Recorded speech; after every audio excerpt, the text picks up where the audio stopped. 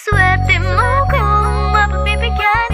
Ingatan mo pag-ibig na Isang kakaibib, kakaibib, kakaibib, kakaibib. Natagpuan mo kawalan. Kakanap na Isang kakaibib, kakaibib, kakaibib, kakaibib. Simple walang ate, prende lang siya lagi. Pagkakasundo ng puso't utak nyo ay grabe. Kayang sumabay sa trip ng inyong tropa. Siya pa yata makakatala sa'yo sa Dota. Di ka pahihirapan pa akyatin na ligaw kahit ang kaya mong ipakain na nga isa. Huwag kang magkakamali na pag-isipan siya ng cheap. Wala lang talagang kaso sa kanya kung mag-jeep. Marunong maglaba kahit wala sa itsura. Di na niya rin kailangan pa pumustura. At kahit na kanino mo dali nagpakilala na GGV ang lahat sa galing niya makisama. Di na nakala, di na mumulis ng cellphone yan. Pero magloko ka lang, lagot at mapipektasan. Oo, magaling siya makipagbiruan, pero ang puso mo'y hinding-hindi paglalaruan. swerte mo kung mapagbibigyan.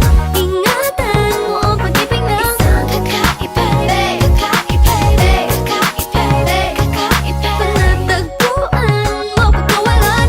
Minsan lang makahanap na Isang kakaibib, kakaibib, kakaibib, kakaibib. Simple lang pumorma pero swabe ang dating. Sa lahat yata ng bagay hanip, grabe ang galing. Chick na mahin-hindi makabasag tinggan, pero sa basketball tambak hindi ka papagbigyan. Di na niya kailangan ng kayo nga para puso mo ay kanyang makuha. Di rin siya yung tipo ng babae na pan-trip lang. Kung maluloko ka, mag-isip ka, please lang. Ang ganda niya'y sapat para mapakanta ka ng sila ang lahat. okay lang yan, but siguro kulang ka sa talino kung sa kanya'y di tapat. Inakala mo Na madali siyang palitan na papatunay ito na kailangan ng tabasan mga sungay mo, kundi hindi siya nararapat sa buhay mo. Swerte mo kung mapagbibigyan. Ingatan mo ang pag-ibig na Isang kakaibib, kakaibib, kakaibib, kakaibib.